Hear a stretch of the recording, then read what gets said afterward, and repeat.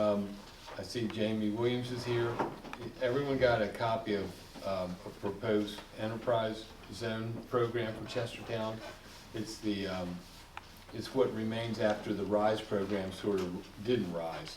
So this is a map that the whole council got that shows the areas that might be designated as this, and you also got the booklet that DHCD prints about what an enterprise zone does, and just to highlight it, that DHD reimburses the local jurisdiction 50% of the revenue loss as a result of operating business located in its zone. The property tax credit.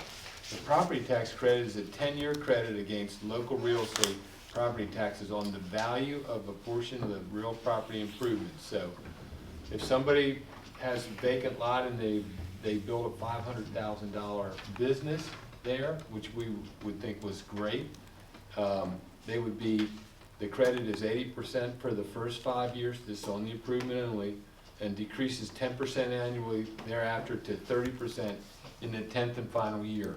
And that's with the state reimbursing the local jurisdiction. This is pretty complicated.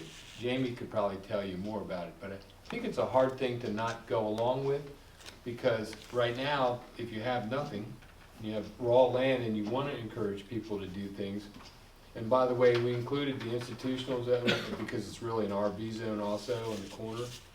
So anybody who wants this map, I'm not asking you guys to do this tonight because I think April is what we're headed for. But if you just generally like the idea of it, I think Jamie will probably go back and tell the commissioners that we generally like the idea of these areas. No one is left out of this, because if your property is fully built, it's very hard to be part of the enterprise zone unless you build stories up or something. I mean, in a nutshell, it provides tax incentives for landowners of raw land to build on that raw land. And a lot of these parcels have been raw land for a long time. Right. Does this exist forever, or is there? 10 years. 10 years? Yep.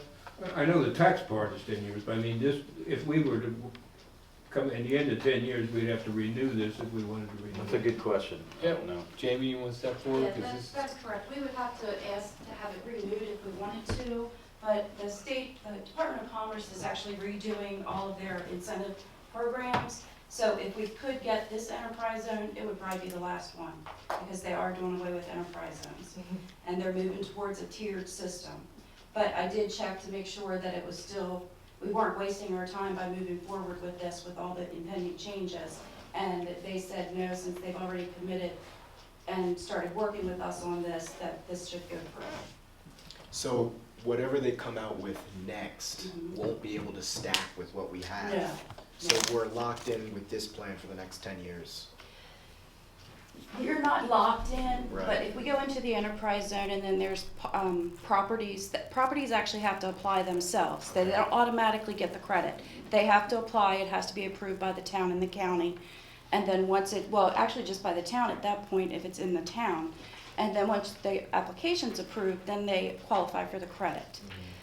If the enterprise zone goes away and the tiered system comes into play the way that the Department of Commerce is talking, then any new properties will go by the tiered system.